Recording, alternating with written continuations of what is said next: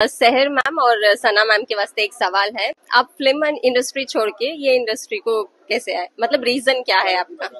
Well I think मैं हमेशा कहती हूँ कि जो भी लोग तिजारत कर सकते हैं और जिनके पास जो भी किस्म का सोच है और अगर वो खुद अपना काम कुछ कर सकते हैं तो उन्हें करना चाहिए।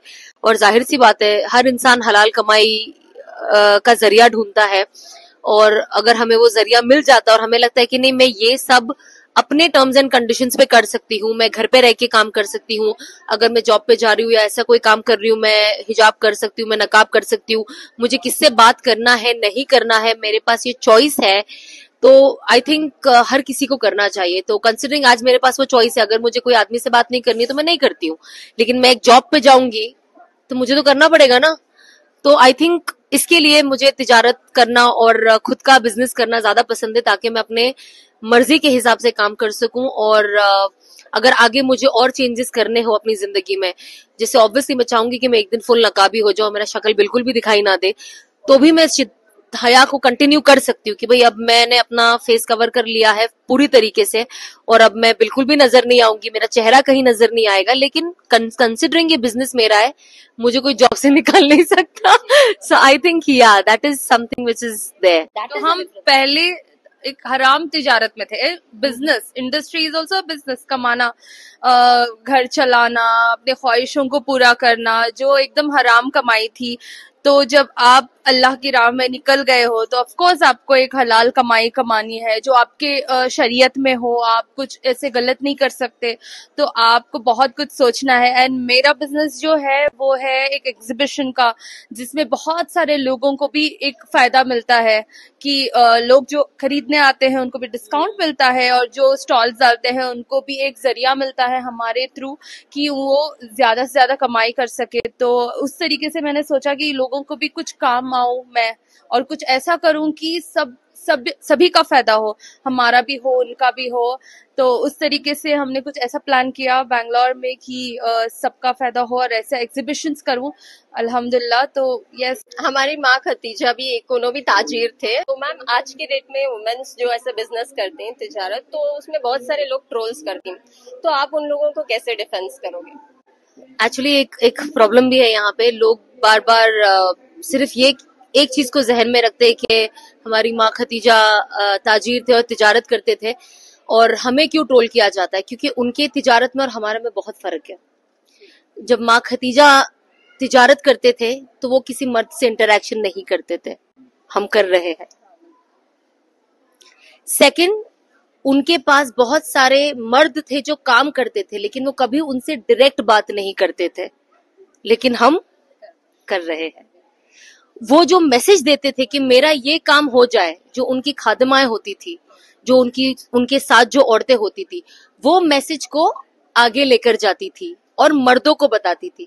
जब रसूलुल्लाह सल्लल्लाहु अलैहि वसल्लम भी जब उनके लिए जब उनका जो बिजनेस से वो एसोसिएट थे और जो उनकी चीजें लेकर जाके वो दूसरी जगह पे उसका बिजनेस करते थे, वो भी माँ खतीजा से कभी डायरेक्ट बात नहीं हुई है। अब हमको प्रॉब्लम यह है कि चीजें पता ही आधी है, तो हम आधी चीजों को लेकर आगे जाते, क्योंकि माँ खतीजा जैसी हया वाली औरत है ना, रसूलुल्लाह सल्लल्लाहु अलैहि वसल्लम की जितनी भी बीवियां थी, जितने भी हमारी अम्माएं थी, उनमें जितनी हया थी, उसका अगर 1% भी हमारे अंदर आ जाए तो बहुत बड़ी बात होगी, लेकिन हमारे अंदर ये नहीं है। तो यहाँ पे एक ऑब्जेक्शन उठता है, जो सही बात है। देखिए, मैं अपनी तिजारत करने के लिए अब मैं शरीयत बदल दूंगी, कहूंगी नहीं ये भी हो जाए, तो ये गलत बात है ना। मैं भी इसीलिए चाहूंगी कि मेरे लिए भी एक जरिया बने जहां पे मैं भी आगे जाकर कोशिश करूं कि मैं भी किसी मर्द से डायरेक्टली बात ही ना करूं, और मेरे पास लोग अंडर हो या कोई मेरे लिए काम करता हो जो मेरा मैसेज आगे लेकर जाकर करे, क्योंकि जाहिर सी बात है कि इंसान जो तिजारत करता है, अल्लाह ने उसको जरिया दिया है ना। तो जब वो जरिया दिया, वो दूसरी चीजों के लिए भी वो उसे यूज करे। जाहिर सी बात है, माँ खतीजा तिजारत करते थे, आप भी तिजारत करें, लेकिन अगर आप उनका एग्जाम्पल दे रहे तो फिर आप उनकी वो जैसे करते थे आप वैसे करिए। हमारे अंदर वो भी है नहीं, अल्लाह करे वो हमारे अंदर आ जाए और हम भी वो चीज को सीखे, हम भी वो चीज को समझे। और मैं खुद भी चाहती हूँ कि कल को मेरा एग्जीबिशन हो तो मैं ओनली लेडीज रखूं, जिनके भी हस्बैंड है इनको पैसे दे दीजिए, कार्ड दे दीजिए और बाहर ही रुकिए, प्लीज अंदर मत आइए। तो इंशाल्लाह मैं भी चाहूंगी कि मैं एक ऐसी जगह पे पहुंचूं और मैं इस तरीके के इवेंट्स को ऑर्गेनाइज कर पाऊं जहां पे हर किसी की मॉडेस्टी का ख्याल हो, जहां पे हम कुछ शूट ना करें, जहां पे हम कुछ पोस्ट ना करें, हमको कुछ नहीं करना है। तो इंशाल्लाह मेरी भी ये नियत है। अब यू नेवर नो, इंसान नियत करे और अल्लाह से मांगे तो यू नेवर नो, किसी एक दिन कबूल हो जाए। बट देखो, नियत करना इज वेरी इंपॉर्टेंट। अगर आपके दिमाग में ये चीजें आएगी तो इंशाल्लाह आप अल्लाह से मांगोगे तो एक ना एक दिन वो चीज आपके काम में भी दिखेगी। तो बस अभी फिलहाल ये सोच है, आप दुआ करें कि अल्लाह हमसे भी ऐसा काम ले। आपको बैंगलोर कैसा लगा और आपके प्रोडक्ट्स का रिस्पांस कैसे आया? वेल, बैंगलोर तो मुझे बहुत अच्छा लगा। शहर तो बैंगलोर की ही है। शहर की वजह से मुझे भी बैंगलोर में एग्जीबिशन करने का मौका मिला और ऑनलाइन हमारा सेल माशाल्लाह से होता है। And Bangalore has always been in the top 3 cities, Hyderabad, Bangalore and one more, कौन सी मुझे याद नहीं आ रहा है। Bangalore and Hyderabad has always been our top cities of shopping जो हमारे क्लाइंट्स होते हैं। तो मुझे बैंगलोर में आना चाहती थी मैं, एंड देन फिर शहर से बात हुई ना, देखा हाँ शहर तो बैंगलोर में रहती है, तो जाहिर सी बात है मुझे क्राउड का अंदाजा नहीं था यहाँ पे, बिकॉज यू नो हैदराबाद में थोड़े नवाबी लोग होते हैं ना, तो उनका शौक होता है। बैंगलोर में मुझे आइडिया नहीं था कि लोग पसंद करेंगे, क्या करेंगे, कैसे करेंगे, क्योंकि ऑनलाइन जो खरीदते हैं उनका एक इंडिविजुअल टेस्ट होता है, लेकिन जब आप एक एग्जीबिशन लेके ऐसे शहर में आते हो तो मेजोरिटी का टेस्ट क्या है आपको नहीं पता। But I was very impressed and Bangalore has always been very nice. And मुझे इतने सारे अच्छे अच्छे लोगों से एग्जीबिशन में मिलने का मौका मिला। आज भी जितने लोग आए वो मेरे पहले एग्जीबिशन में भी आ चुके हैं। आज इनफैक्ट 2 औरतें कश्मीर से आई है और कल एक झारखंड से आई थी for this exhibition to meet us. So I think that itself speaks volume कि हमारा ब्रांड का, एंड माशाल्लाह से लोग खरीद रहे, लोग अबाया पहन रहे, इनफैक्ट यहाँ पे खरीद के यहीं पहन ले रहे, इतना एक्साइटेड है। तो आई थिंक ये चीज देखकर आपको बहुत मजा आता है। And of course apart from that I love Bangalore weather, I love Bangalore food and I like few people also. Bangalore biryani और इतना तेज खाते हैं। Bangalore language it's so funny but it's fun. तो मुझे बहुत अच्छा लगता है। मतलब तो थोड़ा थोड़ा बैंगलोर लैंग्वेज भी सीखने लगे हैं। हाँ, समझ में आता है खड़को वड़को क्या क्या कुछ कुछ बोलते रहती है शहर, तो मैंने 1-2 वर्ड सीखे। बट या आई एंजॉय बैंगलोर।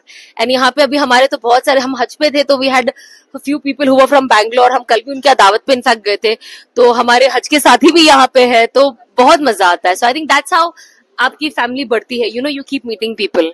आजकल तो बैंगलोर सनाबाजी का सेकंड होम हो गया है, बिकॉज ऑफ कोर्स मैं उनकी बेस्ट फ्रेंड और बहन जैसी हूँ।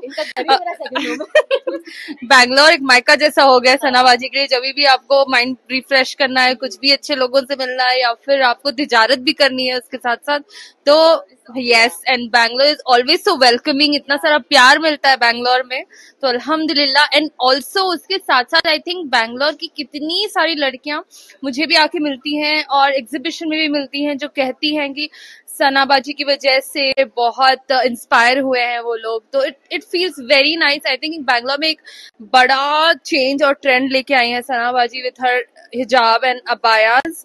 तो यस, मैं भी बहुत खुश होती हूँ उनका कलेक्शन पहन के, एंड एवरीबडी इज हैप्पी। वो देख के मुझे बहुत खुशी होती है कि हमारा यंग जनरेशन को ये इतना इंस्पायर करती है, इतने स्टाइलिश अबायाज जो वो बहुत खुशी खुशी पहनते हैं। तो it is very nice to have her always.